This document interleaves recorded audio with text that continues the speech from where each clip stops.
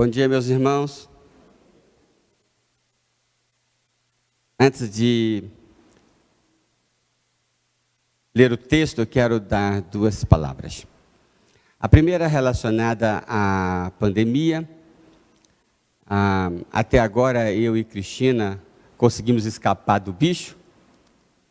E eu tenho uma impressão, uma sensação, é coisa pessoal, eu não sou cientista, longe de ser cientista, mas eu tenho uma impressão que se eu ficar mais 10 dias e o bicho não me pegar, eu tenho a impressão que eu terei passado pela pandemia. Eu acho que esses próximas semanas, os próximos 10 dias, talvez serão os mais desafiadores, porque o contágio está altíssimo, não é?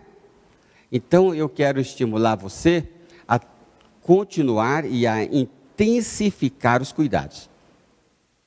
Então, sente-se o mais afastado que for possível, use a máscara o tempo todo, segura um pouquinho mais os abraços, né? E cuide-se para que você não pegue o vírus, ou o vírus não pegue você, mesmo que você já tenha tido a Covid, você pode ter outra vez. Então, cuide-se, mas cuide-se mais intensamente ainda, porque a tendência é relaxar. Eu acredito, isso é a minha impressão, que por conta do volume de pessoas contaminadas, pelo menos é o que está acontecendo em alguns outros países, na África, esse surto, né, essa onda, durou, em termos de crescimento de contágio, 23 ou 24 dias. Né? No Reino Unido, acho que foi 19 dias. Né? Nos Estados Unidos, parece que foram 14 dias. Então, parece que está reduzindo o período em que esse gráfico pula lá para cima. Então, quem sabe no Brasil, aí com uns 15 dias desse aumento assustador de contágio, também a gente não alcança o pico e então a redução. Né? O fato é que não temos nada a perder se a gente tomar cuidados mais extremos ainda, mais intensos ainda. Cuide-se e cuide de mim. Se eu cair doente, não tem a dona Edna aqui para mexer com ela, né? Então, se eu cair doente, não vai ter despedida dia 29. Eu vou ter que pegar uma licença médica, cancelar o culto de despedida. Já imaginou o sofrimento? Então, cuide de mim, não me abrace, não me beije, cuide de mim para que eu consiga passar esses próximos dias, tá bom? E assim, claro que eu estou brincando, dando um exemplo, cuide das outras pessoas, porque você não sabe se você tocou no vírus. Então, vamos segurar com toda a nossa inteligência, com todo o nosso cuidado, porque nossa igreja foi muito feliz no que é possível ser, né? Atravessamos essa pandemia de um modo muito equilibrado, parando, andando devagar, continuando. Nós atravessamos com relativa felicidade. Então, vamos terminar, e no dia 29 eu espero que essa onda de contágio já esteja em linha morra abaixo, né? E a gente vai estar mais tranquilo para a gente fazer o culto de gratidão ao Senhor por esse tempo, por esse ministério, por essa página na história da nossa igreja, tá bom? Então, por favor, muito cuidado, não é necessário mesmo os toques físicos, né? Não preciso deixar de cultuar, mas eu posso chegar, oferecer o meu culto, ver o meu irmão, não é? Lavar muito as mãos, usar o álcool, então descer a escada, voltar para minha casa, nós teremos tempo para muitos abraços ainda à frente. Então, esta palavra, e não só na igreja, em casa, no trabalho.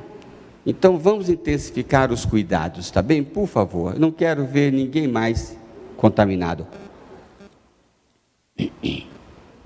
A segunda palavra eu quero dar à igreja com relação ao irmão Washington, eu quero chamá-lo aqui à frente, porque ele está viajando agora nos próximos dias a São Paulo para um trabalho missionário. Aí você pode isso. E ele pediu que a nossa igreja orasse por ele.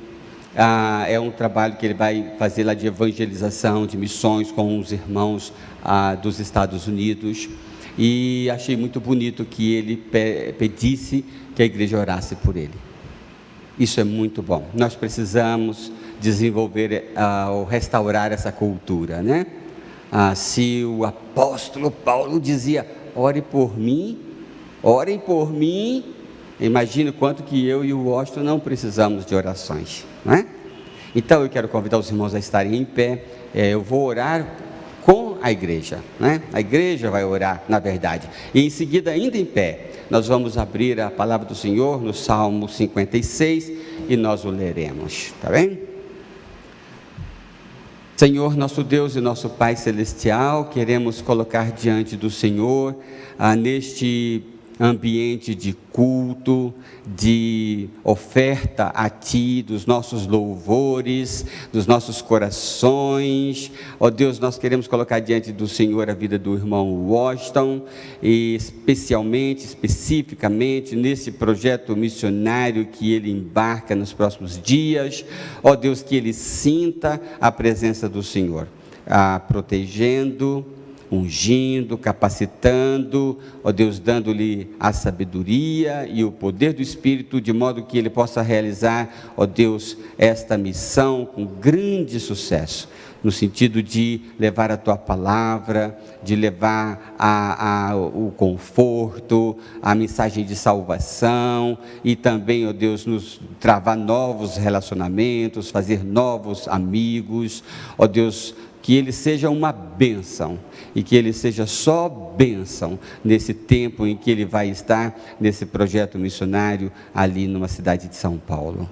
Ó Senhor, assim a Tua igreja coloca o Teu Filho nas Tuas mãos em oração, em nome do Senhor Jesus. Amém, Senhor. Deus abençoe. Ainda em pé, o Salmo 56.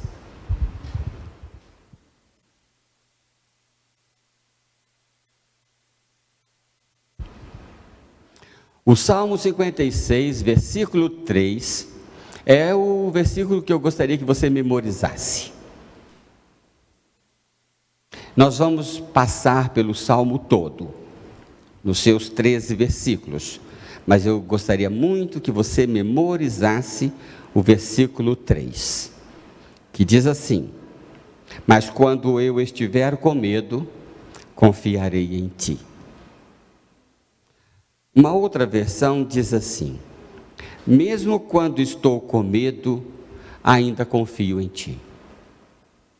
E uma outra que eu gostei muito, diz assim: todavia, quando o medo me atacar, confiarei em Ti. E por fim, uma mais conhecida nossa, diz assim: no dia em que eu temer, hei de confiar em Ti.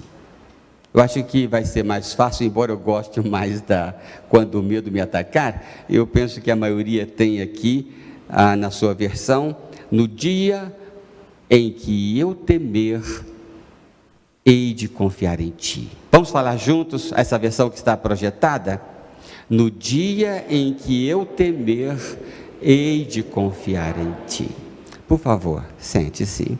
Mantenha a sua Bíblia acessada ou aberta. Quando o medo me atacar, confiarei em Ti. Nós estamos nesta linha de raciocínio, de lições que aprendi nesses 40 anos de ministério. Estamos também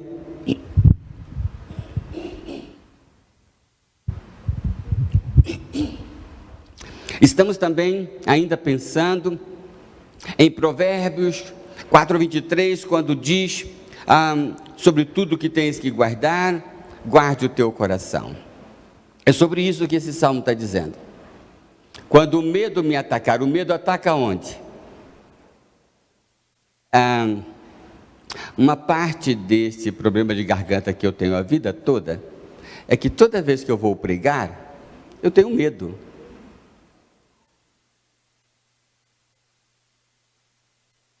Dá um frio na barriga. A Elisângela que diga.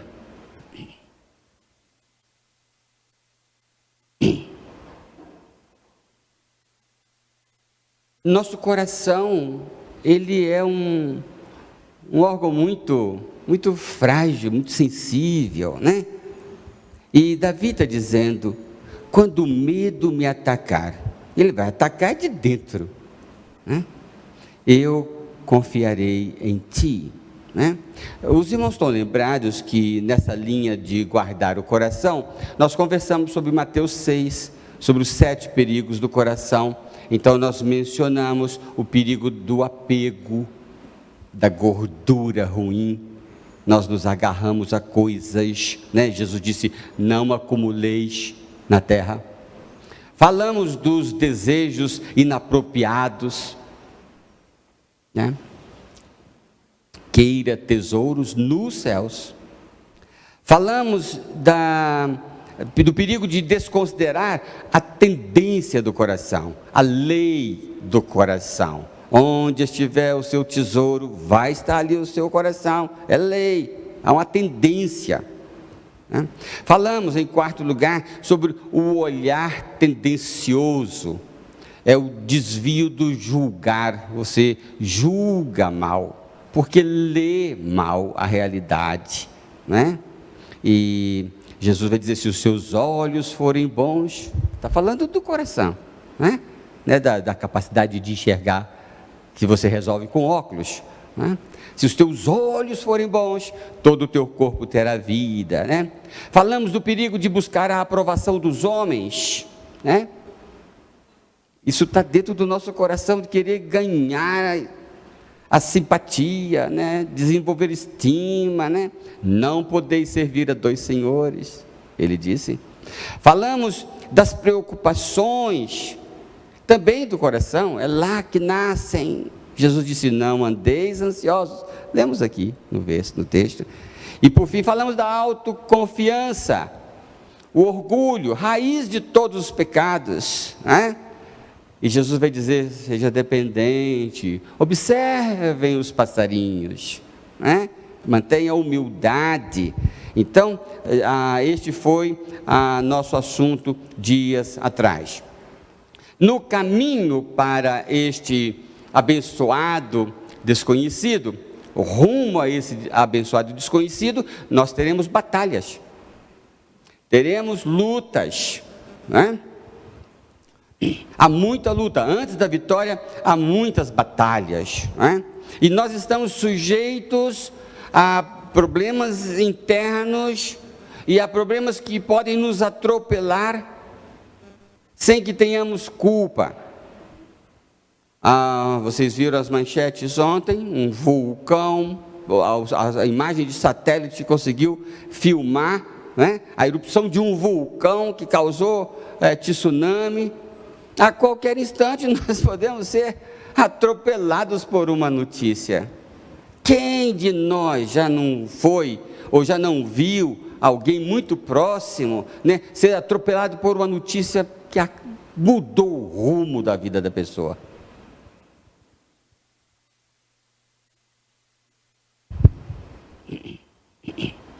Então, hoje eu quero conversar sobre esse versículo com você. Nós precisamos como que planejar como reagir, planejar para o dia da grande tristeza, para o dia da grande notícia ruim. Já pensou nisso?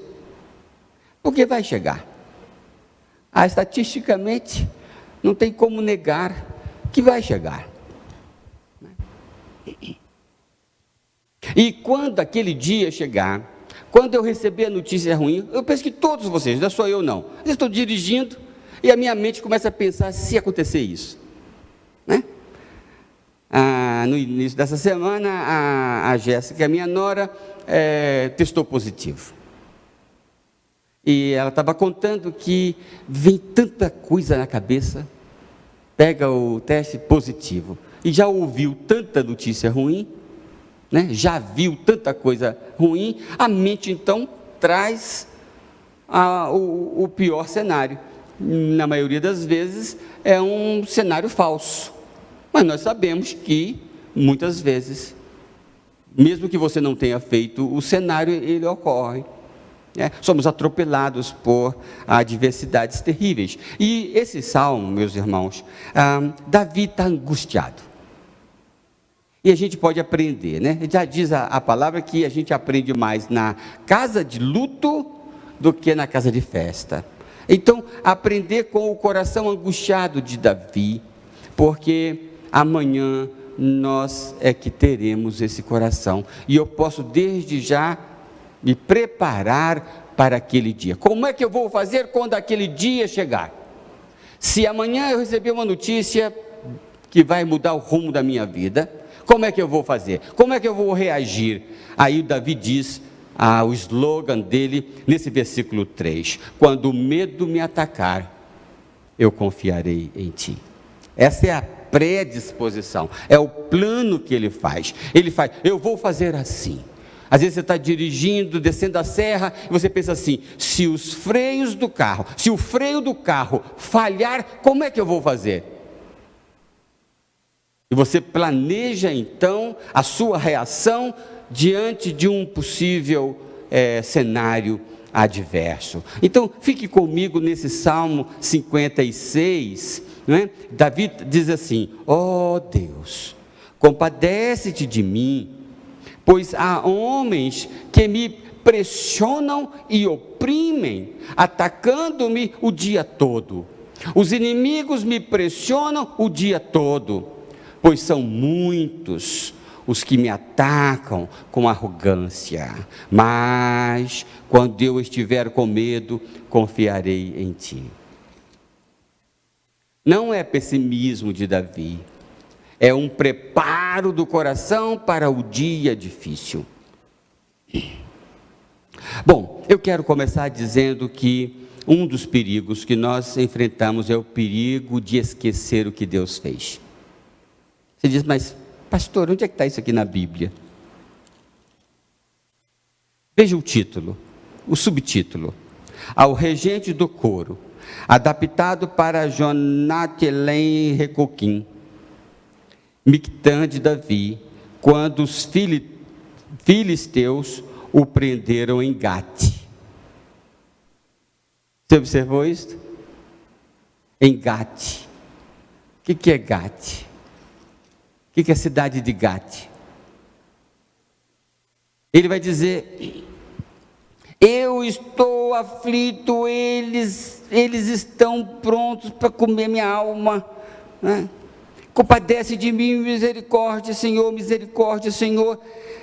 no dia ou quando, na época em que os filisteus o prenderam em Gate. De Gate veio aquele gigante Golias, para humilhar Israel, e o pequeno Davi parte para cima dele. De Gate, os filisteus de Gate vêm para humilhar Israel, e o pequeno Davi sai com algumas pedrinhas, dizendo, você vem com espada, mas eu vou a ti no nome do Senhor dos Exércitos. E ele enfrentou, aquele pequeno jovem frágil, enfrenta o gigante, vence o gigante. Agora está lá Davi, na terra do gigante, sendo humilhado pelos filisteus que tentaram humilhar a Israel. São as ironias da vida. Davi tinha livrado Israel da vergonha imposta por Gate, agora era envergonhado por Israel em Gate, porque ele fugia de Israel, ele fugia da instituição, né? Ele fugia do rei que o perseguia, e agora ele está em Gate sendo humilhado. É claro que eu estou me reportando à história lá de 1 Samuel, especialmente, né? A partir ali do versículo do capítulo 17, especialmente 21 a 25, tem toda essa história que os irmãos já conhecem muito bem, porque já ouviram muitas vezes mensagens sobre isso. Esquecer o que Deus fez é um perigo. Aliás, este é o pecado de Israel, não é? Porque você esqueceste o que eu fiz. Esse é o problema. Quando o medo me atacar, eu confiarei em ti. Ele vai precisar lembrar o que Deus tem feito. Conta as bênçãos. Jesus pergunta: quando eu os enviei sem bolsa, sem dinheiro, sem cartão de crédito, faltou alguma coisa? Eles disseram não. Então, recordar o que Deus fez é muito importante para o dia em que eu enfrentar o medo. Em segundo lugar, Davi e eu e você enfrenta a humilhação do ridículo de nossas ações. Em 1 Samuel 21, 12, diz assim: Davi considerou o perigo daquelas observações e ficou com muito medo de Aquis, rei de Gate. Porque o Salmo está fazendo menção àquele episódio lá. Então não estou saindo do texto, não. Davi fingiu-se de louco, rabiscou coisas sem sentido nos portões da cidade e deixou escorrer saliva pela barba. Então Aquis esbravejou contra seus conselheiros: bem vedes que este homem está alucinado, por que o trouxestes à minha presença? Vocês conhecem essa história? Que Davi fingiu-se de louco para escapar dos filisteus em Gate. Para escapar, ele fez papel de ridículo. Isso causa medo. Quando eu lembro as bobagens que eu já fiz nesses anos todos, só eu fiz. Você também não fez? Não fizemos um monte de bobagens? Quando eu olho para essas situações, ações sem sentido, diz o texto, é ilustrativo, né? Diz: ele escrevia coisas sem sentido. Quantas coisas sem sentido eu fiz? Quantas coisas sem sentido você fez? Né? Isso fortalece o medo. Isso faz com que o medo se torne ainda mais poderoso dentro de mim. Primeiro, porque eu esqueço o que Deus já fez. Segundo, porque eu me lembro das bobagens que eu já fiz. Não é assim também com você? Não é assim com todos nós também? Então eu tenho que viver com esse desconforto. Ainda, além das coisas sem sentido que falei, que fiz e que fortalecem o meu medo, tem as coisas que os outros fazem e que eu não sou culpado. José foi preso, sabe por quê? Acusado de assédio sexual. Que humilhação, não é? Lá na cadeia, acusado, quando não tinha nada para ser acusado, não é? Imagine quanta coisa Noé não ouviu enquanto construía a arca. Então, eu me esqueço do que o Senhor já fez e me lembro muito bem do que eu já fiz. É claro que isso tudo vai fortalecer o medo. Davi está nesse ambiente e repetindo no seu coração: quando o medo me atacar, confiarei no Senhor. Terceiro lugar, o peso de não ter feito mais. Em 1 Samuel 22, diz que Saul, que está perseguindo Davi, porque um sacerdote teria ajudado Davi. 1 Samuel 22 diz que o rei manda matar 85 sacerdotes do Senhor, porque aquela categoria teria ajudado Davi. E aí Davi cai sobre seu próprio coração e diz: eu sou o culpado. Eles morreram por causa de mim. Olha o peso do coração de um homem. Peso de não ter feito melhor, não ter feito mais. Este peso está no coração de toda pessoa responsável, toda pessoa minimamente madura. Só o embriagado, só o bêbado, só o drogado, só o que está fora de si não experimenta este tipo de medo. Especialmente quando somos confrontados com dias finais. Então nós somos atacados por esta sensação de eu podia ter feito mais. Quem assistiu o filme A Lista de Schindler sabe como o filme termina. Ele chorando e dizendo: eu podia ter salvado mais. Este carro, eu podia ter vendido. Por que eu guardei esse carro? Eu poderia ter salvado outros 10. Este anel é de ouro. Eu podia ter salvado mais 2. Pelo menos mais um. Eu poderia ter salvado mais um. Um a mais eu teria salvado. Este medo ataca a todos nós. Eu podia ter feito mais. Eu podia ter feito melhor. Não é com você também? Davi disse: eles morreram por minha causa. Foi por minha causa que eles morreram. Eu devia ter feito diferente. Eu não deveria ter permitido que eles morressem. Eles morreram por minha causa. Eu podia ter salvado mais uma vida e não salvei. Quarto lugar. Nós estamos ainda aqui na introdução, antes do primeiro versículo, né? No tempo quando os filisteus o prenderam em Gate. Nós estamos ainda nesta frase. Em quarto lugar, o medo acumulado. Eu não achei uma outra palavra para isto. O medo encardido, o medo que você não vê, o medo que vai acumulando como poeira.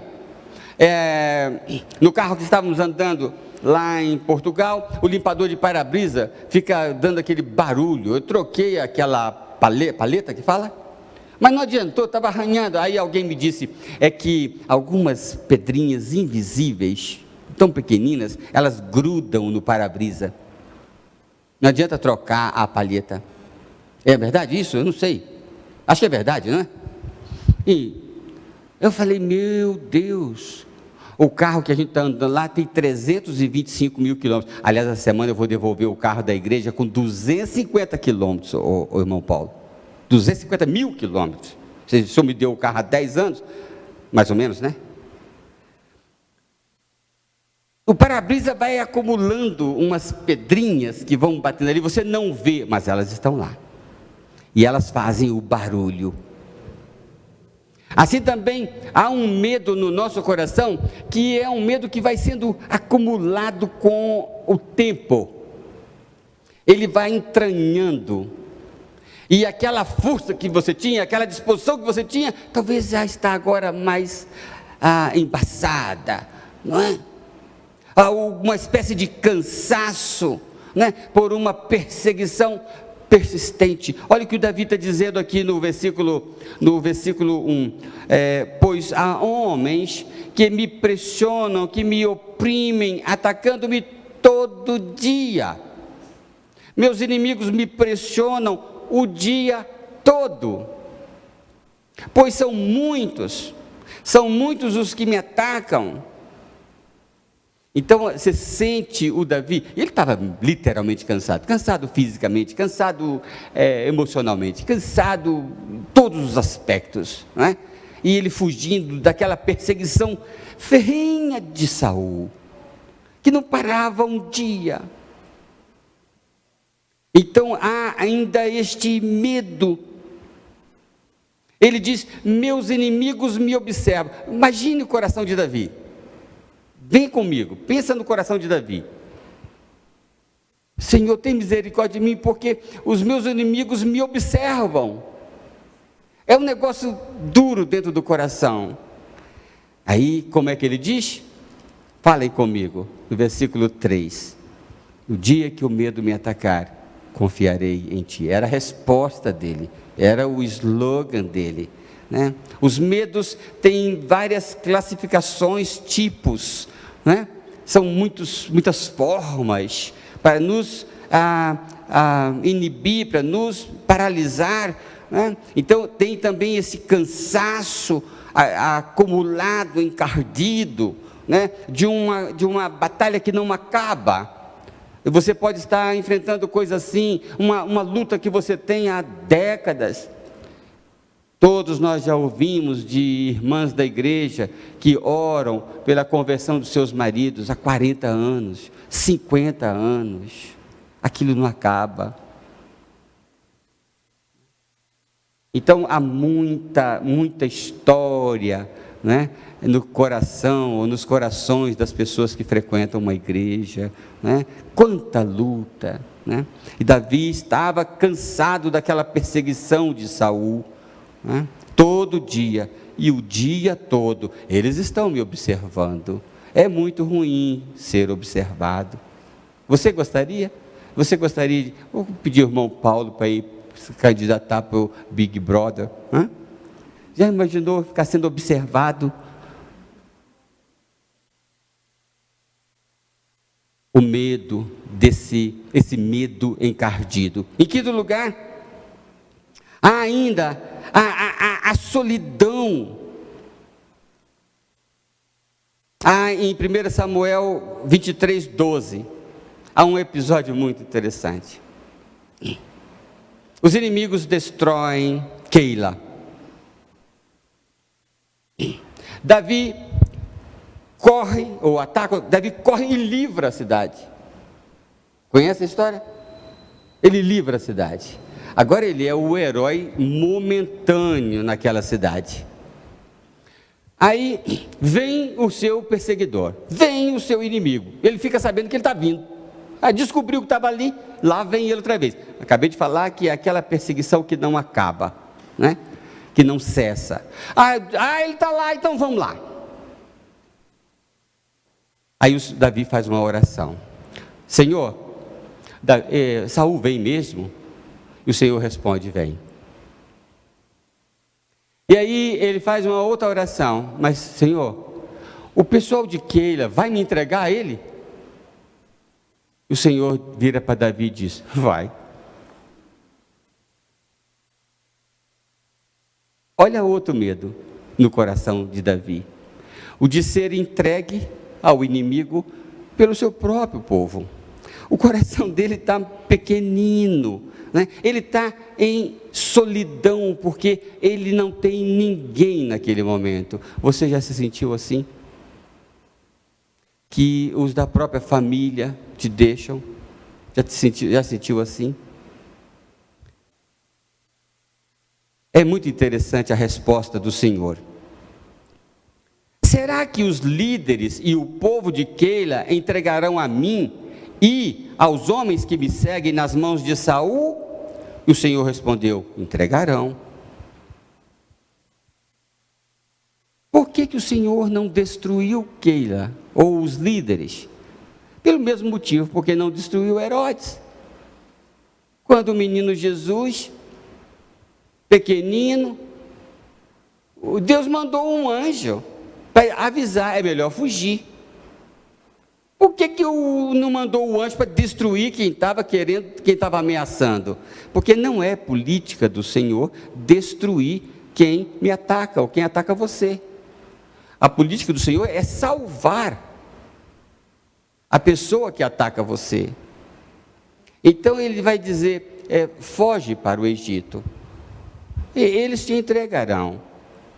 E depois a gente sabe que o final tudo dá certo, mas o Senhor permite esse tipo de coisa, né? Em sexto lugar, o desgaste da incompreensão. Nós estamos agora no versículo 5. Todos os dias torcem minhas palavras. Observe isso aqui. Todos os dias torcem as minhas palavras. Isso é desgastante para qualquer um dos irmãos, para mim, para Davi. 7, a emancipação forçada. Esse é um medo terrível.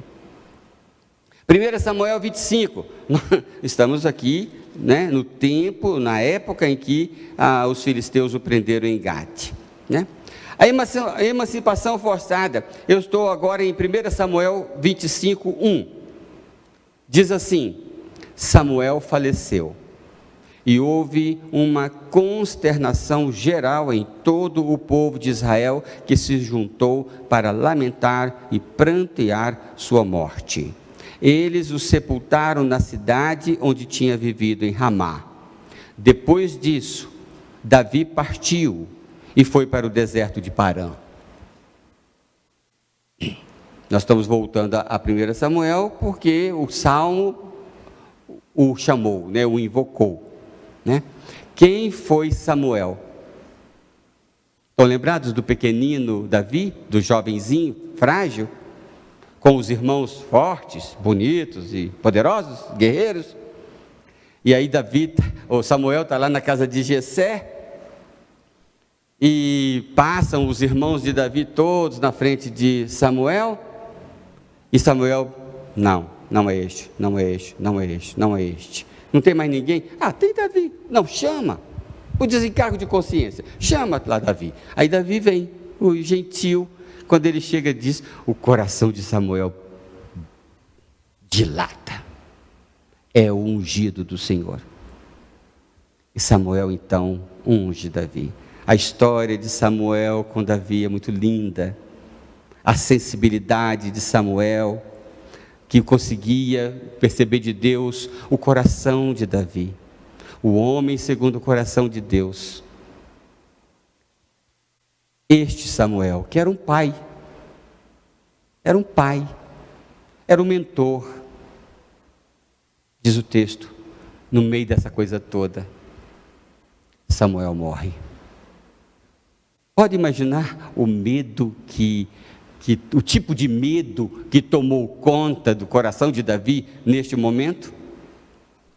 Quando o pilar balança, quando o chão some, toda aquela segurança, aquele que o ungiu, a despeito da loucura de Saul,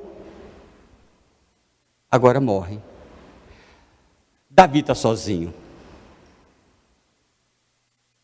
Davi está emancipado. Esse é um medo terrível. Quando você tem que enfrentar a vida adulta, vamos dizer assim. Eu imagino que as moças que saem de casa, especialmente quando as famílias são muito estáveis, a senhora vai enfrentar isso daqui a pouquinho, vai, né? Daqui a pouquinho não, daqui a um tempão. Você sai de casa, e agora vai viver com um marmanjo,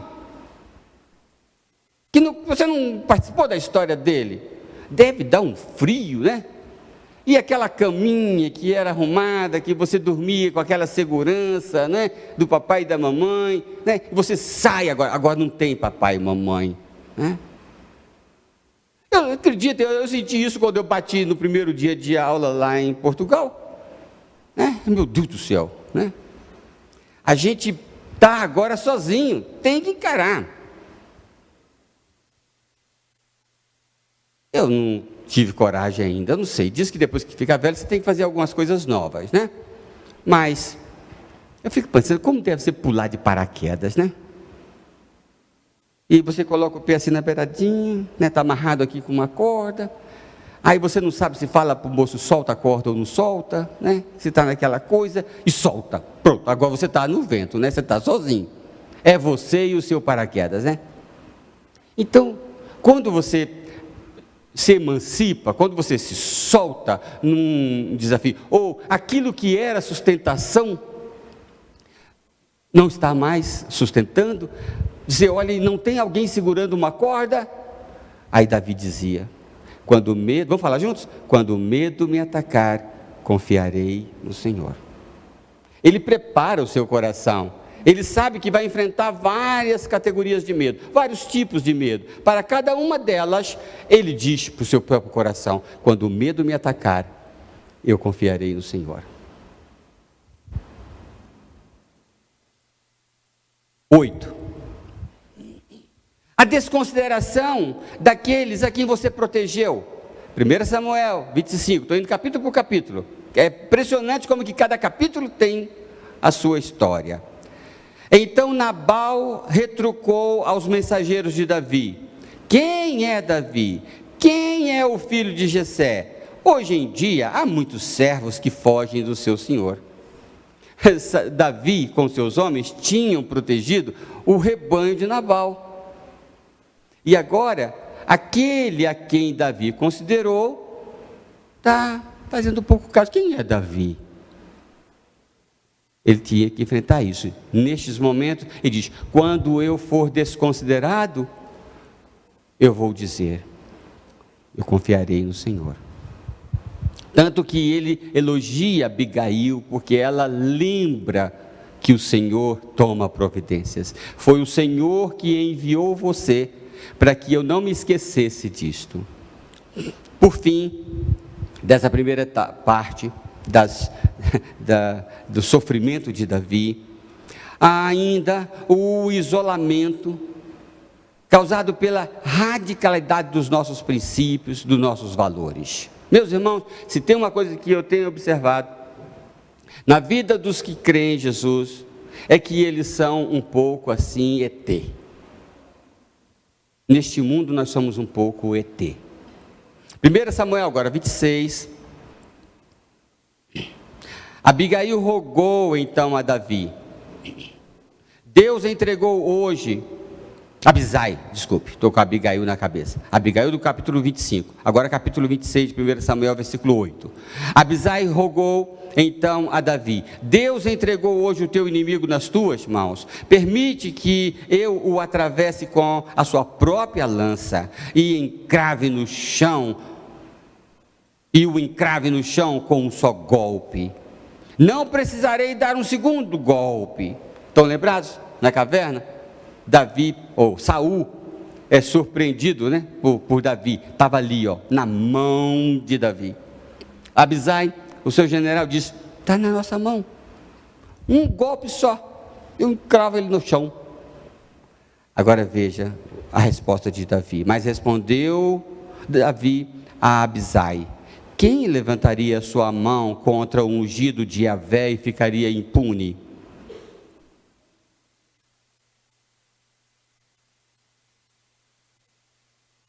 Davi é um ET porque ele tem princípios diferentes da massa, diferentes do mundo, diferentes desse estado de coisas. Ele não luta com os princípios e as armas deste mundo. E aí ele fica sozinho, há um isolamento. Você já sentiu isso no seu trabalho? Quando todos fazem uma coisa, mas você não faz. Lembra da historinha que eu contei do Luca, que estava com o rostinho inchado e ele estava com medo de ir para a escola. E eu falei: mas por que você não quer ir para a escola? É porque eles vão zombar de mim. Aí eu disse: mas por que vão zombar de você? Se o seu coleguinha estivesse com o rosto inchado, você zombaria dele? Aí ele disse: não, vovô, mas eu sou diferente. Mas eu sou diferente. Então, você está nesse mundo lutando com poderes deste mundo, né? Com armas deste mundo, e que você não usa. Você vem com espada, mas eu vou em nome do Senhor dos Exércitos. Então, isso causa um medo. Por quê? Se o cara vem com você com espada, mas você também vai está liberado para lutar com ele com espada, aí depende só de músculos, né? E de habilidade, de treino. Mas ele vem com você com espada, mas você não pode usar a espada. Não causa um medo, não? Os meus filhos, se batessem no coleguinha na escola, chegava em casa e apanhava também. Se bater no coleguinha, vai chegar em casa e vai apanhar. Agora você imagina a situação do meu filho lá na escola. Como é que ele vai enfrentar os coleguinhas? Não pode bater, porque o pai não deixa. Então tem que enfrentar o estado de coisas, né, deste mundo, mas não pode usar as armas deste mundo. Então, Saul está perseguindo a Davi com todas as armas que tem. Mata 85 sacerdotes, faz coisas sem escrúpulo, faz do diabo. Mas Davi tem que lutar com Saul sem usar as mesmas armas, né? E isso causa uma insegurança. Mas ele repetia: quando o medo me atacar, confiarei no Senhor. A única arma que ele tem é isto: quando o medo me atacar, confiarei no Senhor. A gente sabe como Saul terminou, a gente sabe como Nabal terminou, a gente sabe como os filisteus terminaram, e a gente sabe como Davi terminou. Eu e Cristina, irmã Rosane, estivemos, e outros, né? Cássia, se não me engano, não. Estivemos em Israel e vimos lá a estrela de Davi, a reverência que eles têm. Eu não vi nada de Nabal, eu não vi nada de Saul, eu não vi nada dos filisteus, mas eu vi a estrela de Davi. Você vem a mim com espada, mas eu vou no nome do Senhor dos Exércitos. Vamos orar? Porque estes medos, 1, 2, 3, ou vários destes, vai ou vão alcançar seu coração também. Pode ser que alguma coisa aqui não se aplique a você ou a mim, mas com certeza um destes tipos de medo vai alcançar você. E aí você diz: quando o medo me atacar, confiarei no Senhor. Senhor Deus nosso Pai, nós te louvamos pela tua palavra, que nos lembra o que o Senhor já fez, que nos lembra o que o Senhor é, Deus misericordioso, que muitas vezes permite que passemos por situações de lutas, e às vezes essas lutas demoram mais do que gostaríamos, e as nossas forças ficam tão fragilizadas. Mas o teu servo nos lembra: quando o medo me atacar, confiarei no Senhor. Ó Espírito Santo, que lembra as palavras de Deus ao nosso coração, recorda-nos todo o tempo, porque todo o tempo enfrentamos medo. Então recorda-nos todo o tempo a fidelidade do Senhor e a doutrina do Senhor. Faze que o nosso coração repita: quando o medo me atacar, confiarei no Senhor. Não importa o tipo de medo, não importa a sua configuração, a sua natureza, ele vai alcançar a minha alma, que vai repetir: confiarei no Senhor. Em nome de Cristo, o nosso Salvador, é que nós oramos, ó Deus. Amém.